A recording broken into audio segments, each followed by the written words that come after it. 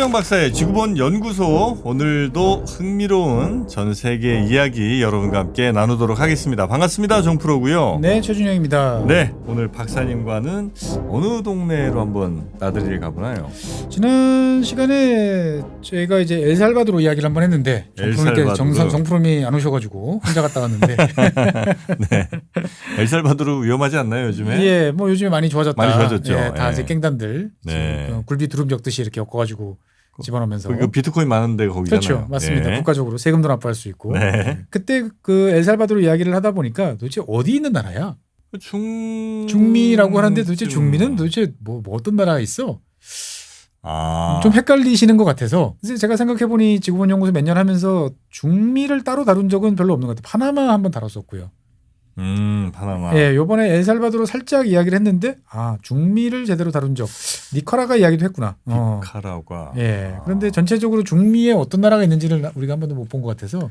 근데 중미라고 하면 일단 멕시코 밑에부터. 그렇죠. 멕시코는 중남미 아닙니다. 거기 북미에. 북미예요. 그렇죠? 예. 네. 그 북미 자유무역 협정할 때도 그렇죠. 멕시코 들어가죠. 예, 그래서 멕시코는 중남미 아닙니다. 멕시코는 북미. 멕시코 밑에부터. ม็xi코 밑에서부터 어디까지라고 해야 되나? 콜롬비아 위까지. 콜롬비아 위까지예요. 콜롬비아는 남미고. 콜롬비아는 남미고. 콜롬비아 위까지. 그래서 이름을 들어보면 들어봤어는 아는데 도대체 어디에 있는지가 헷갈리는 나라들 한번 지도를 보시면서 공부를 이제 해보시죠. 그래서 제일 위쪽에 보면 과테말라가 있고요. 과테말라. 그 다음에 좀 낯선 나라엔 벨리즈가 있어요. 벨리즈. 예, 벨리즈가 벨리즈? 있고. 예. 그 다음에 온두라스. 예. 그 다음에 엘살바도르. 엘살바도르. 예. 그리고 여기 니카라과가 있는데 니카라과 가운데 이렇게 하얀색으로 크게 표시되어 있는 거는 거대한 호수입니다. 그래서 여기를 연결해서 이제 운하를 만들겠다라는 이야기가 계속 100년째 나오고 있는 니카라과가 있고요. 니카라과 밑에 보면 이제 우리나라에서 이 나라 그래도 커피 좋아하시죠? 코스타리카. 네. 그리고 코스타리카 밑에가 파나마. 예. 이렇게 보시면 되겠어요. 예. 요 정도가 딱 중미 국가들이에요. 중미 국가예요. 그래서 중미 면적을 다 합하면 한 52만 3천 제곱킬로미터 정도 됩니다. 에콰도르는 저기 없구나. 에콰도르는 남미죠. 남미에요. 예, 거기 에콰도르잖아요, 말 그대로. 그러니까 이퀘이터, 적도 쪽이니까 더 밑으로 내려가요. 더 밑으로 내려가야 되군요. 예. 그래서 이 중미 국가들은 지금 말씀드린 요 국가들이 전부 다 중미 국가다라고 보시면 되겠고 다 합하면 인구는 한 5천만 명 정도 됩니다. 중미 국가들 다 합치면? 네, 인구가 5천만 명 정도 된다라고 이제 보시면 되겠고. 그래서 이 나라 저 동네 자체가 근데 좀 위험하죠. 대체로 다. 그렇죠. 특히나 위험한 데가 엘살바도르가 제일 위험하고요. 그 다음에 혼두라스도 좀 위험하고. 예. 근데 엘살바도르 같은 경우는 최근에 깽단들과 많이 좋아졌고요.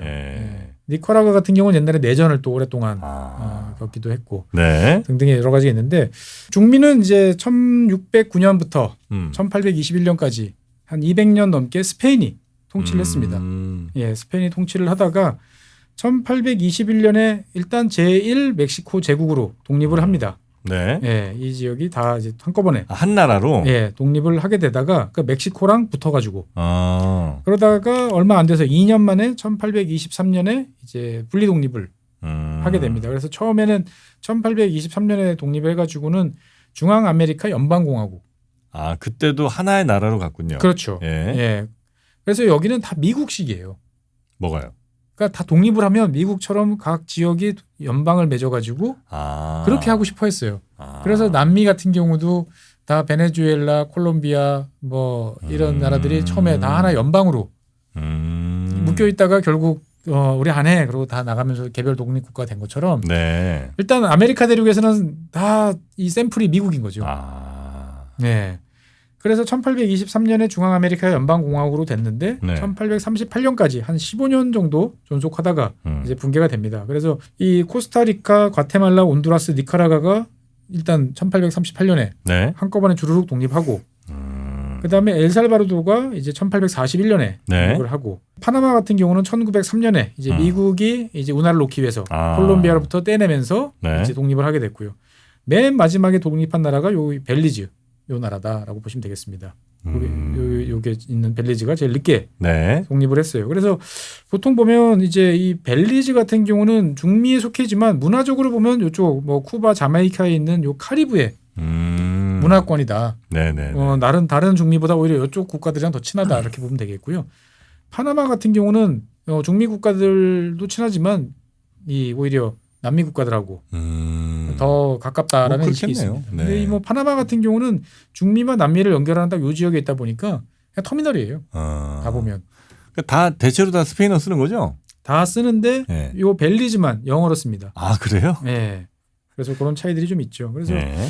면적으로 보면 이제 니카라과가 이제 제일 크다라고 이제 보시면 되겠습니다. 니카라과. 예, 니카라과가 제일 커요. 니카라과가 한 13만 제곱킬로미터 정도 되고요. 아 한반도 대한민국보다 우리나라보다 좀 더 약간 크다. 더 크고. 예, 그다음이 온두라스, 그다음에 뭐 과테말라, 파나마, 코스타리카, 벨리즈, 엘살바도르 이런 식으로 이제 간다라고 보시면 되겠습니다. 그래서 엘살바도르가 여기서 면적으로만 따지면 제일 작아요. 한 2만 1천 제곱킬로미터 정도 되는 거고요. 야 근데 저 호수는 진짜 크네요 그러면. 우리나라 충청북도 정도 되던가. 충청북도 정도 크긴 되겠네 진짜. 예, 예. 와. 제가 갔을 때 가봤는데. 아 가보셨어요? 네, 저기? 저희는 가봤어요.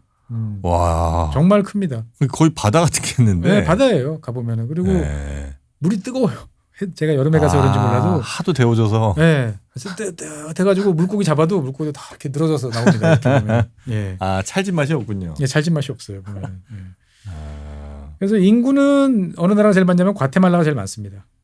과테말라가 한 1,700만 정도 제일 많고요. 네. 그다음에 이제 온두라스 1,000만 정도 되고요. 그다음 밑에는 다 이제 100만 단위예요. 니카라가, 엘살바도르, 뭐 코스타리카, 파나마 이렇게 나가고 네. 제일 작은 나라는 벨리즈 40만입니다. 인구 40만요? 네, 인구 40만 정도 되고. 그래서 이 지역은 대부분 다 당연히 이제 스페인어를 네. 이제 사용을 하고 있다라고 보시면 되겠습니다.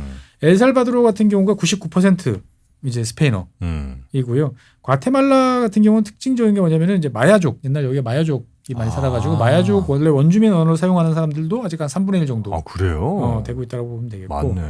아까 벨리즈는 영어로 사용한다고 그랬어요. 네네. 네, 벨리즈 같은 경우는 그래서 영어가 한 70% 정도로 보시면 되겠습니다. 네. 언어는 이렇게 영어, 스페인어, 뭐 원주인 막 섞여 있습니다만 종교는 대부분 다 카톨릭이라고 되게 있고. 네. 원래 이 동네는 이제 마야족 그다음에 아즈텍족이 이제 거주하면서 여러 이제 도시를 이제 건설하던 이제 그런 지역이다. 사람이 원래 옛날부터 많이 살던 지역이다라고 이제 볼 수가 있는데 이 중미 국가의 가장 큰 특징은 뭐냐면은 지형이 험난해요. 네. 지금 화면에서 보시는 것처럼 뭐 대평원 이런 게 이쪽 그 카리브해 쪽으로 가면 좀 있는데 이쪽 태평양 쪽은 다 이렇게 좀 산악 지역이에요. 산악 지역입니다. 보면은. 예. 그래서 이 지역 같은 경우는 활화산이 한 70개 정도 됩니다. 예. 그래서 지금 이렇게 과테말라에 있는 산타마리아 화산 이렇게 지금 아직 내뿜고 있어요. 그래요? 예, 내뿜고 있고 그다음에 이제 그 41개 정도는 과테말라하고 엘살바도르에 지금 아직도 활화산이 많습니다. 그래서 저도 제가 니카라과 갔을 때도 이런 활화산, 그러니까 막 용암이 그런 건 아닌데 네네. 가스 분출은 이렇게 되는 여기 지역 근처까지 가서 구경도 하고. 어쨌든 저기도 환태평양 그 브레고리, 그렇죠. 예, 거기 중에 하나다라고 이제 볼 수가 있고요. 이 지금 보여드린 이 산타마리아 화산 같은 경우는 지금도 이런 식으로 계속 활발하게 활동을 하고 있다. 네. 보시면 되겠습니다. 그래서 이 지역 같은 경우는 지형이 험난하기 때문에 주로 이제 계곡에 사람들이 몰려 살아요. 화산 활동 때문에 그런지 몰라도 토양은 되게 비옥하다고 그럽니다. 아 그래요? 그래서 그 커피 키우기 좋고요. 그다음에 가축 키우기도 좋고. 아니 어쩐 저렇게 더운데 커피가 될까 했는데 약간 좀 올라가서 그렇죠. 상당히 높죠. 산악 지역 꽤 높은 데로 많이 올라가다 보니까. 그래서 이 지역 같은 경우는 옛날서부터 이제 원주민들이 좀 이런 식으로 상당히 많은 지역을 부족들이 나눠져서 살고 있었다라고 이렇게 나오고 있어요. 이게 가능했던 이유가 이런 식으로 지형이 험난한 지역들이 많다 보니까 거기에 맞춰서 사람들이 이제 있었다라고 볼 수 있겠고요. 네. 이 지역은 그러다 보니까 옛날 유적들이 되게 많아요. 그러니까 이제 코스타리카에 가보면은 상징적인 이 돌멩이로 이렇게 쪼아서 만든 구. 저게 사람이 이렇게. 저게 유적. 유적이에요. 사람이 유물이에요. 옛날. 예. 원주민들. 옛날 거예요? 예, 옛날 겁니다. 어떻게 이렇게 동그랗게 만들었으니까 사람들이 좋아하는 거죠. 예. 그다음에 이제 피라미드 구조들도 이 지역에 많아요. 요거 같은 경우는 이제 엘살바도르 타주말이라고 하는 곳에 있는 이런 피라미드 구조들이 여기 되게 많아요. 그리고 이제 과테말라에 있는 티갈이라고 하는 요거 종종 보셨죠? 예, 요 위에서 옛날에 이제 사람들 잡아가지고 이렇게 목 쳐서 내려오기도 하고. 그다음에 요거 같은 경우 온두라스에 있는 계단. 이제 이런 식으로 계단형 피라미드. 예, 피라미드들이 이제 많이 있고요.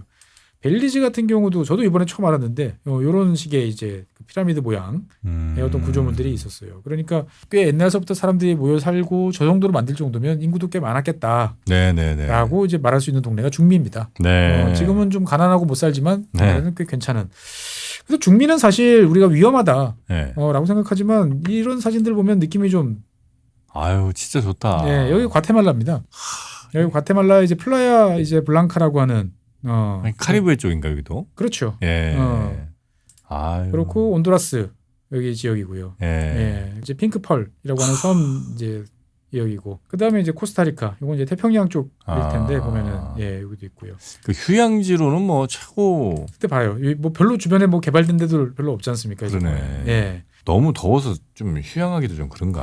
그다음에 이제 유명한 알툰하라고 하는 와, 뭐 산호초 같은 예, 건가? 예, 그레이트 블루홀이라고 하는 지역이죠. 보면은 예.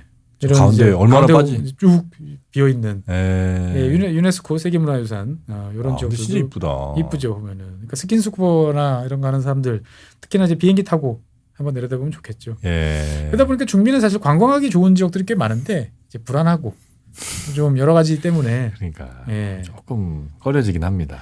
그래서 이제 이 지역 같은 경우는 옛날에 좀 바나나 공화국 이런 식으로 많이 불렸어요. 왜요? 미국의 바나나 회사들이 이 지역에 대규모 토지를 이제 사들여가지고 바나나 밭을 만들었어요. 그렇죠. 플랜테이션을 만들고 네. 그래서 여기에 결탁한 이제 이 동네 사람들이 이제 국민들을 착취하면서 거의 노예처럼 하면서 그래서 이 지역 같은 경우는 사실 옛날 미국 해병대들이 수시로 상륙해서 정권도 없고 그래요. 미국한테는 정말 뒷마당 같은 네. 봐도 이제 그런 지역이다라고 이제 볼 수가 있겠습니다. 네, 그래서 네, 네. 이 지역에서 나라들은 사실 그렇게 잘 살지 못하다라고 이제 말씀드릴 수 있겠고요. 과테말라 같은 경우가 그 경제 규모가 인구가 제일 많다 보니까 네. 제일 큽니다. 뭐 전체 GDP가 한 500억 달러? 500억 달러 예. GDP가. 예. 그리고 1인당 GDP를 따지면 파나마가 1등입니다. 파나마가 한 11,000달러 정도 되고요. 코스타리카도 괜찮게 살아요. 한 10,000달러 정도 네. 되는 거고 그 다음에는 이제 뭐 벨리즈, 그 다음에 엘살바도르, 그 다음에 과테말라, 온두라스 이런 식이 되고 제일 못 사는 나라는 니카라가. 특별히 뭐 산업이 발달할 게 없죠, 별로 저기는. 주로 여기는 이제 커피.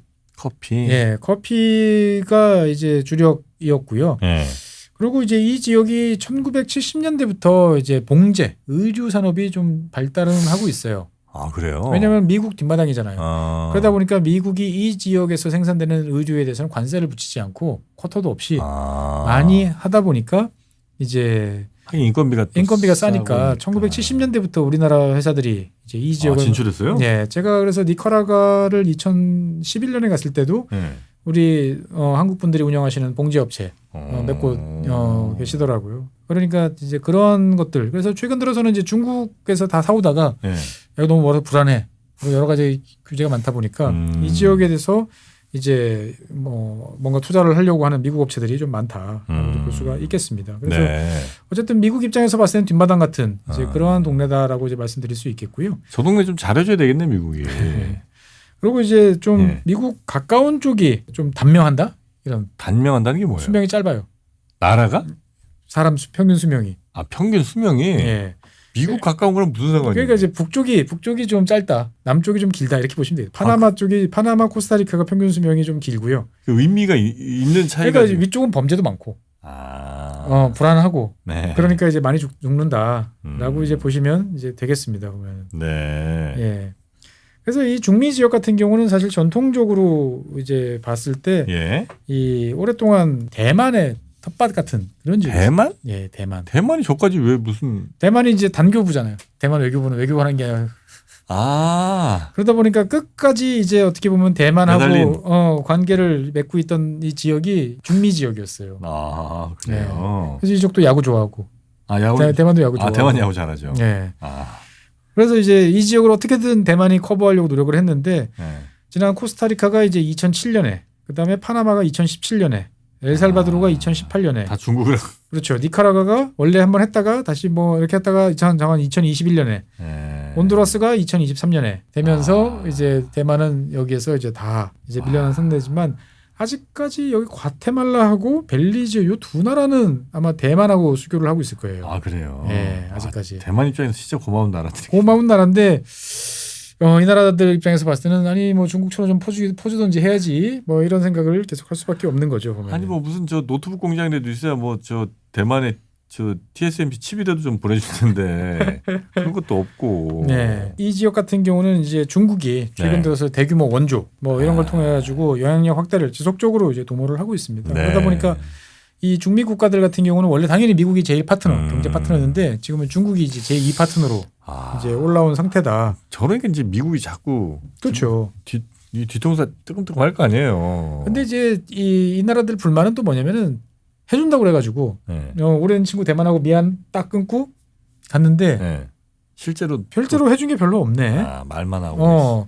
그리고 이제 무역 역조 네. 수교를 하고 나니까 이제 무역이 더 활발해지다 보니까 오히려 무역 중국 적자가 거 수출 많이 하고. 그렇죠. 오히려. 대표적인 나라가 코스타리카예요. 네. 코스타리카 같은 경우는 중국한테는 한 4억 6천만 달러 정도 수출하는데 주로 커피겠죠. 예.